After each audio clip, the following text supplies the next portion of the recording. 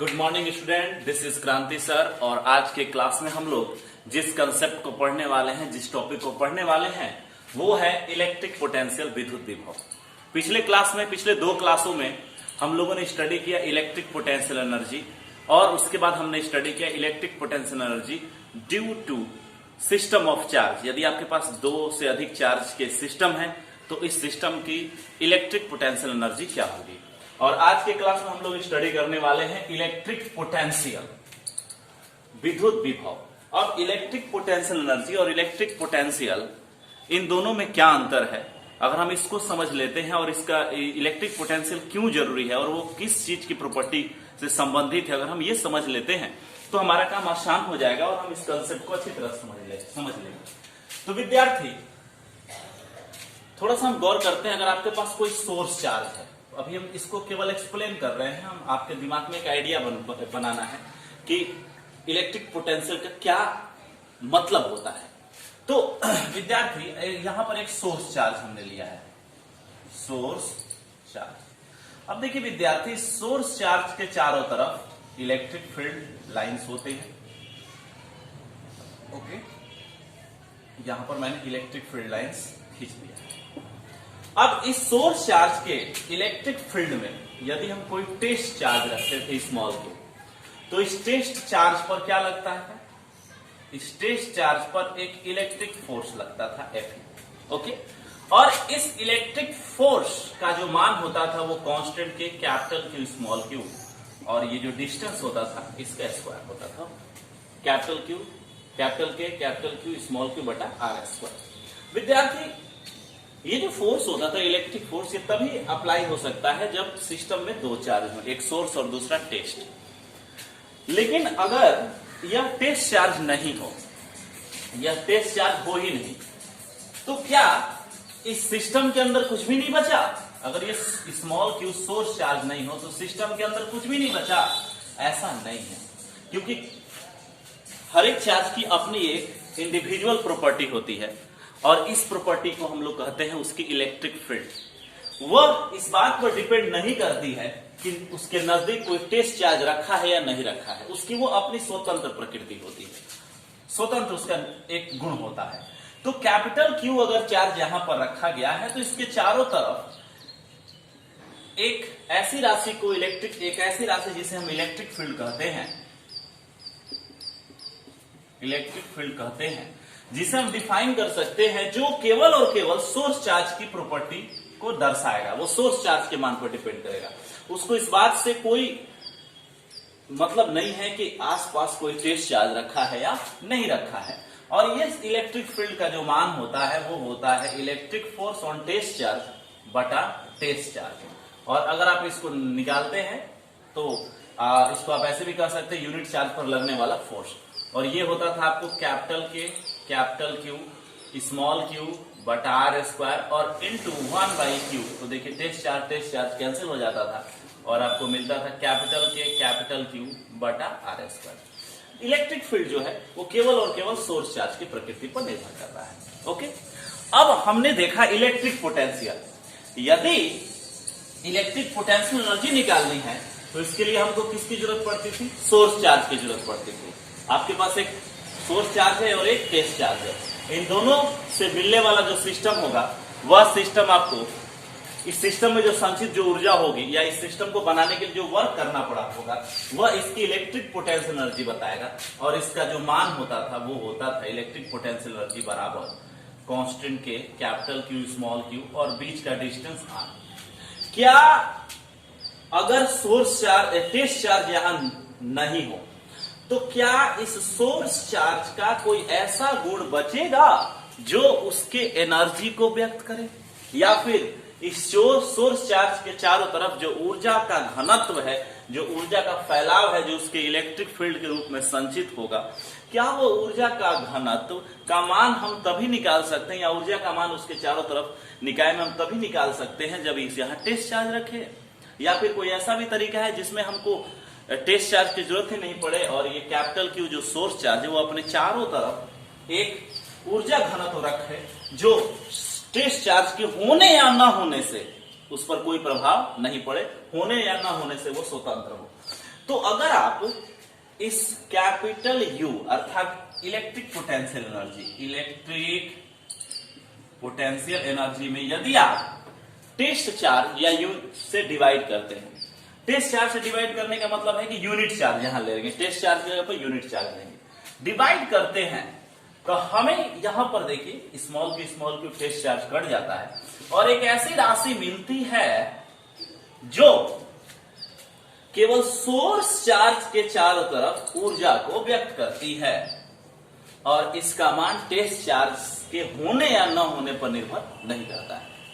तो यहां पर देखिए के कैपिटल Q बटा R। अब ये जो एनर्जी है ये केवल और केवल सोर्स चार्ज पर डिपेंड करेगी, मतलब ये सोर्स चार्ज के गुण को व्यक्त करेगी, ऊर्जा के गुण को व्यक्त करेगी और इसी को बोलते हैं इलेक्ट्रिक पोटेंशियल।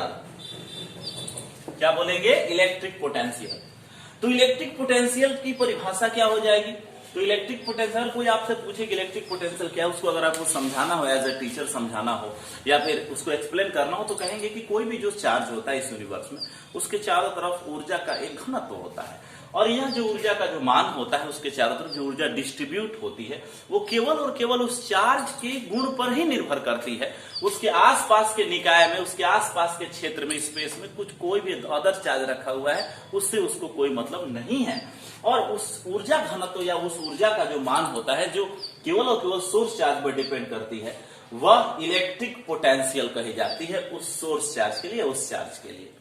ओके, अब देखिए इसका मान कैपिटल के अर्थात 1/4 पे एप्सिलॉन नॉट माध्यम की प्रकृति और कैपिटल Q केवल सोर्स चार्ज और बीच की दूरी सोर्स चार्ज और जिस बिंदु पर आप अगर इलेक्ट्रिक पोटेंशियल निकालना चाहते हैं उस बिंदु की जो दूरी है उस पर डिपेंड करती है।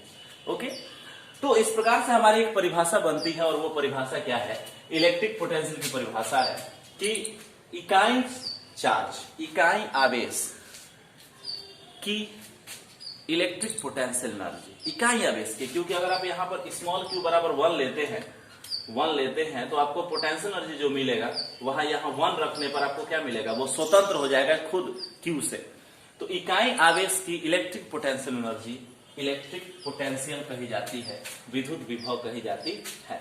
लेकिन सबसे बेहतरीन जो परिभाषा इसकी होगी वो इस प्रकार से है। देखिए, आप इलेक्ट्रिक पोटेंशियल के कंसेप्ट पर जाइए, इलेक्ट्रिक पोटेंशियल एनर्जी के, और आपने देखा था कि इलेक्ट्रिक पोटेंशियल एनर्जी जो होती है वो U एट पॉइंट R बराबर होती कैपिटल के कैपिटल Q स्मॉल q और बटा में क्या होता है? R होता है। ये जो फॉर्मूला है ये कहां से आया है? ये जो फॉर्मूला है वो यहां से आया है, change in potential energy UF से UI याद आ रहा होगा आपको, कांस्टेंट के capital Q small q 1/RF minus 1/RI याद आ रहा है। अब एक काम करते हैं, हम इकाई चार्ज ले रहे हैं। कैसा चार्ज ले रहे हैं? टेस्ट चार्ज कितना ले रहे हैं? 1 यूनिट हमने टेस्ट चार्ज लिया और इस 1 यूनिट टेस्ट चार्ज को हम पहले इन्फिनाइट पर रख रहे हैं। कहां रख रहे हैं? इन्फिनाइट पर। और इन्फिनाइट से हम लाकर इसको अंतिम स्थिति R पर रखते हैं। तो इनिशियल इसकी स्थिति क्या हो गई? इन्फिनाइट हो गई और अंतिम स्थिति क्या हो गई? R हो गई। और चार्ज कैसा लेना है? Test charge, unit test charge लेना है।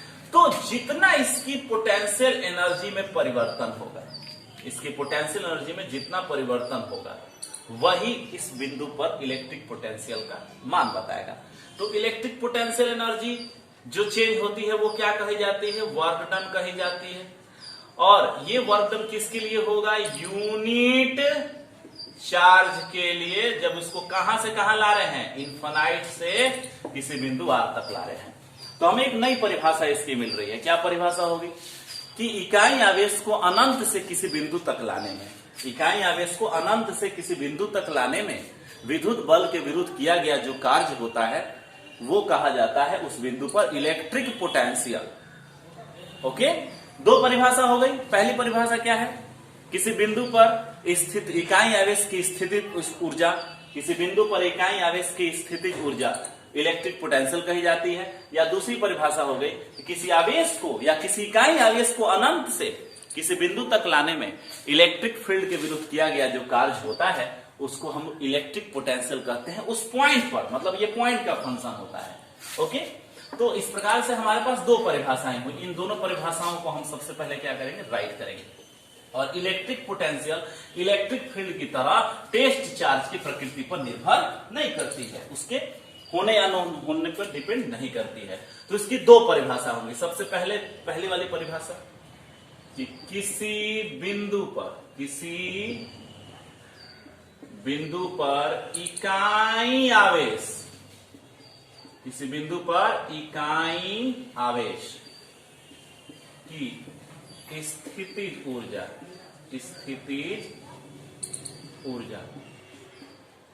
इकाई आवेश की विद्युत स्थितिज ऊर्जा। स्थितिज ऊर्जा तो कई प्रकार की होती है, स्प्रिंग के लिए, ग्रेविटी के लिए, किसी प्रकार से लिखना जरूरी है कि विद्युत स्थितिज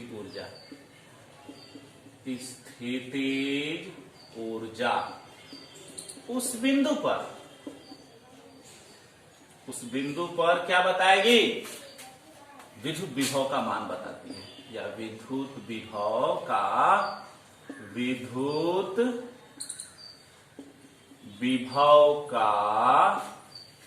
मान बताती है। ये क्या हो गया आपको? First definition. Okay, first definition के बाद अगर आप फर्स्ट डेफिनेशन लिख लेते हैं तो फर्स्ट डेफिनेशन का आप मैथमेटिकल फॉर्म में इसका फॉर्मूला प्राप्त कर लीजिए। तो इसको हम इलेक्ट्रिक पोटेंशियल को, यह एक कैसी राशि है? यह एक अदिश राशि है। कैसी राशि है? अदिश राशि है, स्केलर है। कैसा है? स्केलर राशि है। इसे भी द्वारा सूचित करते हैं और ये फंक्शन होता है किसका? पोजीशन का। और इसका जो मान होता है, यदि डिफाइन करना है तो जिस बिंदु पर डिफाइन करना उस बिंदु पर इलेक्ट्रिक पोटेंशियल लिखिए, और इकाई चार्ज के लिए लिखेंगे तो इसका मतलब है कि टेस्ट चार्ज का जितना भी मान है उसको यहां डिवाइड कर दीजिए। कितना हो जाएगा विद्यार्थी? कांस्टेंट के मच्छर बाबू कैपिटल क्यू स्मॉल क्यू बटा आर हो जाएगा पोटेंशियल, इलेक्ट्रिक पोटेंशियल एनर्जी के लिए। और यूनिट चार्ज के लिए 1 बाई कितना हो जाएगा? क्यू कैंसल हो जाएगा। और आपको किसी बिंदु पर इलेक्ट्रिक पोटेंशियल विद्युत विभव कितना मिलेगा? कांस्टेंट के कैपिटल क्यू और बटा में कितना मिलेगा? आर। यह कैसी राशि है? अदिश राशि है। ओके, यह पॉजिटिव कब होगी? जब कैपिटल क्यू पॉजिटिव हो। निगेटिव कब होगी? जब कैपिटल क्यू निगेटिव हो। ओके, कोई दिक्कत? इसको आप ऐसे भी लिख सकते हैं, बहुत जगह पर ऐसा लिखा होता है, V at position R equal to capital Q, और ये हो जाएगा 4 पाई एप्सिलॉन नॉट K के लिए, और बटा में कितना हो जाएगा? R। कोई दिक्कत? अब थोड़ा सा कंडीशन देख लो, उसके बाद सेकंड डेफिनेशन देखते हैं। कंडीशन क्या हो जाएगा? कंडीशन में देखिए, कंडीशन में क्या होगा? व्हेन कैपिटल Q क्या हो? पॉजिटिव हो।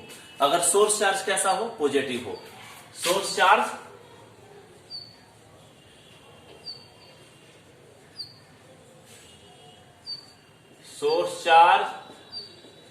पॉजिटिव हो, तो इसका मतलब अगर सोर्स चार्ज आपका पॉजिटिव होता है विद्यार्थी, तो V का मान पॉजिटिव बटा पॉजिटिव कितना हो जाएगा? पॉजिटिव। तो इसका मतलब है कि पोटेंशियल जो होगा वो पॉजिटिव होगा, इलेक्ट्रिक पोटेंशियल। और व्हेन सोर्स चार्ज कैसा हो? निगेटिव हो, ऋणात्मक हो जाए। सोर्स चार्ज निगेटिव हो जाएगा तो पोटेंशियल आपका क्या हो जाएगा? वो आपका निगेटिव हो जाएगा। तो माइनस पोटेंशियल का मतलब क्या होगा? अगर किसी बिंदु पर आपको, मान लेते हैं किसी बिंदु पर आपको 5 वोल्ट का पोटेंशियल मिल रहा है, ठीक है, 5 वोल्ट का पोटेंशियल मिल रहा है, तो 5 वोल्ट का पोटेंशियल मिलने का मतलब क्या है कि उस बिंदु पर पोटेंशियल पॉजिटिव है, तो जिस चार्ज से यह पोटेंशियल फील्ड क्रिएट हो रहा है वह चार्ज पॉजिटिव है, और यदि माइनस हो गया तो वह चार्ज जिससे ये क्रिएट हो रहा है वो निगेटिव है। तो अगर आपको पोटेंशियल का मान मालूम है, उसके चिन्ह को देखकर आप ये बता सकते हैं कि उसका जो जनरेटर है, जो इस पोटेंशियल को जनरेट कर रहा है, उस चार्ज का नेचर क्या है। ओके, कोई दिक्कत? तो ये हो गया 1 और ये हो गया 2। थोड़ा सा यूनिट देख लेते हैं। इलेक्ट्रिक पोटेंशियल का यूनिट होता है वोल्ट। यूनिट क्या होता है? वोल्ट होता है। क्या होता है? वोल्ट, जिसको कैपिटल V द्वारा सूचित करते हैं। ऐसे और भी यूनिट्स होंगे, इसको वोल्ट, ऐसा यूनिट वोल्ट हो जाएगा, लेकिन अगर इसको आप लिखेंगे तो एक और इसका यूनिट हो जाएगा, U पोटेंशियल है बाई Q। U का होता है एनर्जी और ये Q का चार्ज, तो हो जाएगा, इसको ऐसे भी लिखा जा सकता है जूल प्रति कूलाम। और यदि आप इसका डायमेंशन लिखेंगे,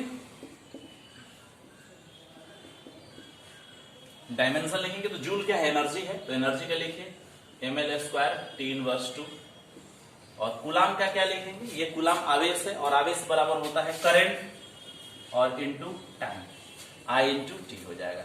ऊपर लेकर जाएंगे तो हो जाएगा ml² T inverse 3 I inverse, जहां I क्या है? करंट है, क्योंकि चार्ज बराबर आप जानते हैं I बराबर Q/T होता है, I बराबर Q/T होता है, इसलिए Q बराबर होगा I into T, where I equal to current and T equal to time. और ये आपने कहा पढ़ा है? ये आपने 10th क्लास में पढ़ा है। Okay, good. तो इस प्रकार से हमने पहली डेफिनेशंस को कंप्लीट कर लिया है। अब हम थोड़ा सा अपने दूसरे डेफिनेशन की ओर चल रहे हैं। थोड़ा सा मैं कैमरा को घुमा रहा हूं हल्का सा, और सेकंड डेफिनेशंस को हम क्लियर कर रहे हैं। देखिएगा, सेकंड डेफिनेशन से भी हमको सेम सूत्र मिलेगा। सेकंड डेफिनेशन क्या है कि इकाई आवेश को अनंत से विद्युत बल के विरुद्ध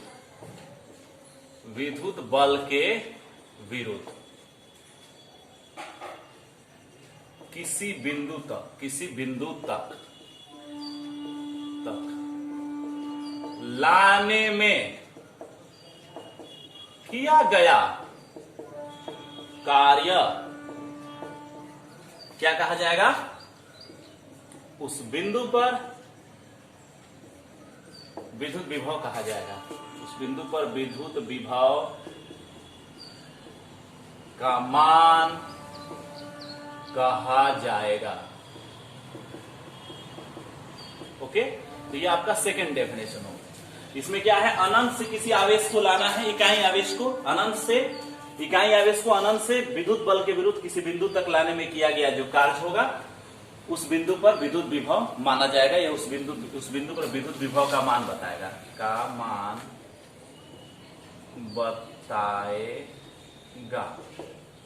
ठीक है। हिंदी में बड़ा, इंग्लिश में बड़ा इजी हो जाता है, इंग्लिश में बहुत इजी हो जाता है, हिंदी में काफी लंबे लिखने पड़ते हैं। ओके, कोई दिक्कत यहां तक? अब इसको थोड़ा हम एक्सप्लेन कर रहे हैं। तो कह क्या रहा है कि हमको विद्युत बल के विरुद्ध कार्य करना है। तो विद्युत बल के विरुद्ध जो कार्य होगा वो उसकी चेंज इन पोटेंशियल एनर्जी के बराबर होगा।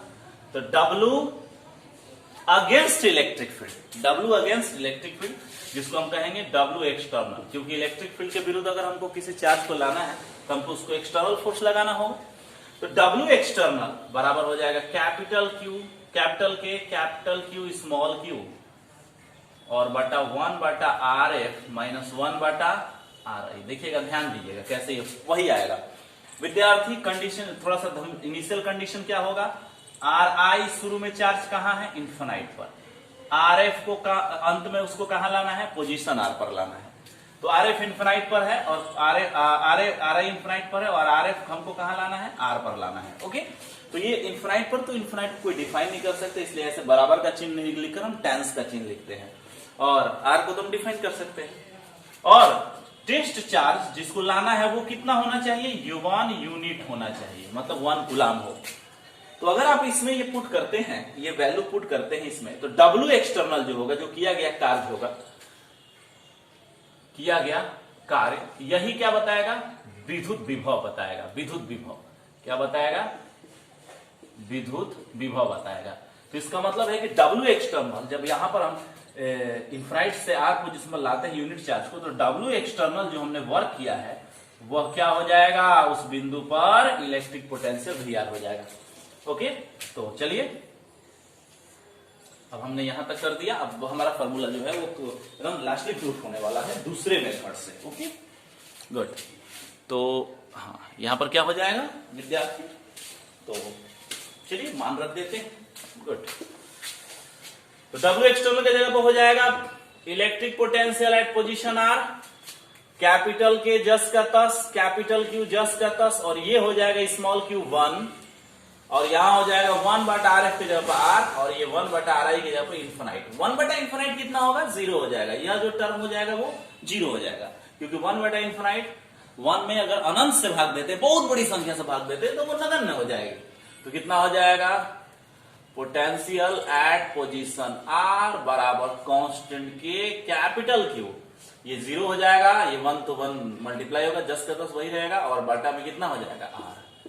देखिए तो सेम फार्मूला प्राप्त हुआ कि नहीं, जैसा फार्मूला यहां है वैसा ही फार्मूला आपको क्या है वहां है। तो दोनों डेफिनेशन से आपको सेम फार्मूला प्राप्त हुआ। ओके, कोई डाउट? तो आप कोई भी फार्मूला यूज कर सकते हैं, दोनों एक ही चीज है, कोई भी डेफिनेशन यूज कर सकते हैं, दोनों एक ही बात कह रहा है। पहला डेफिनेशन क्या हो गया, पहला डेफिनेशन है वर्क डन बाई, पहला डेफिनेशन हो गया work done by unit charge to bring from infinite to any position R. Second definition, और पहला डेफिनेशन क्या हो गया कि electric potential energy of a unit charge is called electric potential.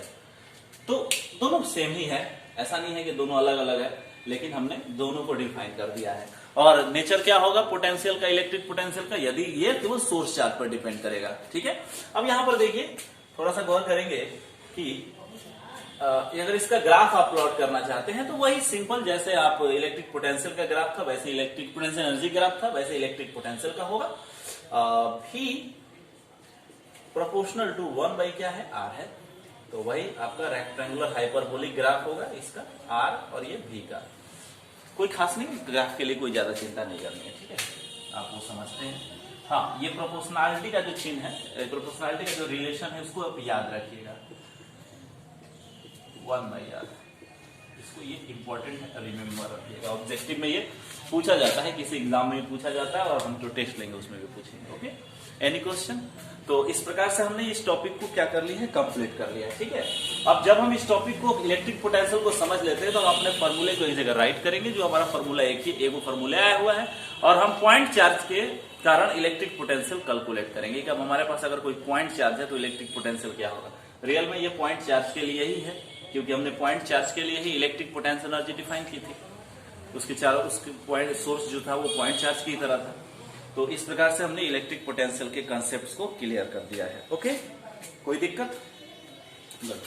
तो आप इसको राइट भी कर लेंगे, और थोड़ा सा मैं इसको घुमा देता हूं, आप इसका स्क्रीनशॉट ले लेंगे इतना तक के लिए, और फिर अगली बार जो इसका स्क्रीनशॉट होगा वो इतना तक के लिए ले लेंगे। ओके, कोई दिक्कत? गुड।